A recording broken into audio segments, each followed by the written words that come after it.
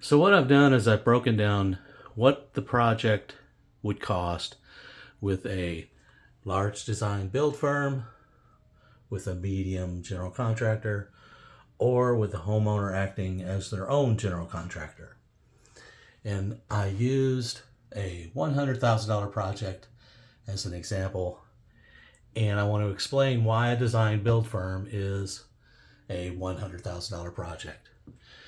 A design build firm has architect, drafting, and estimating on staff, has a design staff that they have to charge for and make money on. They have a sales staff, and they have a marketing budget, obviously. Then they have project management, carpentry, labor, and they have to make a markup on that. And their subcontractors, they have to make a markup on that. So, if you have a big fat checkbook and you're not sure what you want, and you don't know whether you're going to be tearing down a wall or doing a room addition, and you need help with all these categories, and you don't mind how long it takes, this is the way to go without a shadow of a doubt. If you see that $100,000 project and say, Norm, you got to be out of your mind, then we move down to a medium general contractor. This is a general contractor that's very involved. Maybe he has 10 employees, but notice he does his own sales, 0.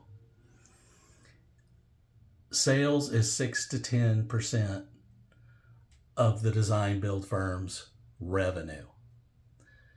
And marketing is another 6 to 10% separate from that. So a smaller general contractor is going to spend about 2 to 5% of his revenue on marketing.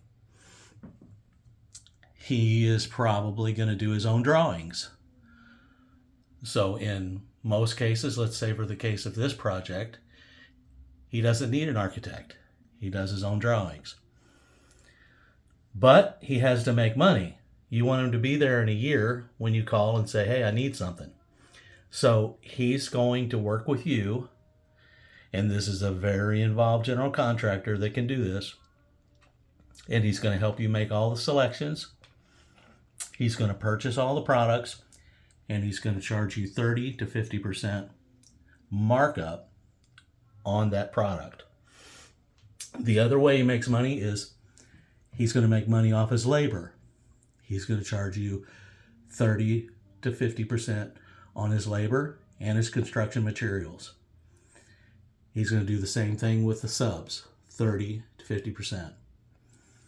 This puts the very involved, excellent general contractor at 76.5 as opposed to 100.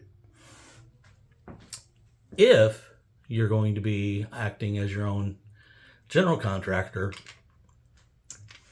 you still need your drawings done, so you're going to have to sit down with somebody to do drawings. So you add a little money there. You have to really know what you want, but you're doing your own design. You're filling your garage up with product as you find it on sale. Obviously, no salesperson. Obviously, no marketing. You still have to pay carpenters, laborers, and construction materials, but you don't mark it up on your own self. Subcontractors, you still have to pay the plumber and the electrician, and if you're gonna hire a tile person or a drywall person or whatever the case may be, you still have to pay them, but you're not marking it up. So this isn't a video about whether or not you can fill all these needs. Like if you look at from the design down to a bare knuckles design down to you doing design.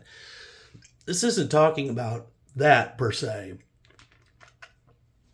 It's talking about 100,000 versus 76.5 versus 58.3. I've done this scenario here many, many times. But you've really got to be diligent and make sure all these gaps are filled.